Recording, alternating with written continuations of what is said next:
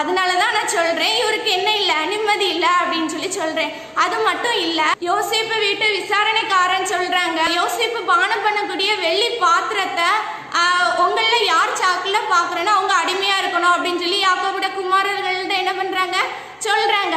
அப்போ ஒவ்வொரு சாக்கா பிரிக்கும் போது அது பென்யமீனுடைய சாக்குல இருந்துச்சு. அப்போ இந்த யூதாக்கு நிம்மதி இருந்திருக்குமா? இருந்திருக்காது. ஏன்னா இவர் தகப்பனிட என்ன சொல்லிட்டு வந்தாரு, நான் எப்படி கூட்டிட்டு போறேனோ அப்படியே கூட்டிட்டு வந்துருவேன் அப்படின்னு சொல்லியிருக்காங்க. இப்போ இவர் அடிமையா இருக்கணும் அப்படின்னு சொன்னா இவருக்கு நிம்மதி இருக்குமா? இருக்காது. இவரை கூட்டிட்டு போகலன்னா யாக்கோபு என்ன பண்ண மாட்டாங்க, உயிரோட இருக்க மாட்டாங்க. அப்ப இவருக்கு நிம்மதி இருந்திருக்குமா? இருக்காது. அதனாலதான் நான் சொல்றேன், யூதா இந்த பொறுப்பை எடுக்கிறாங்க.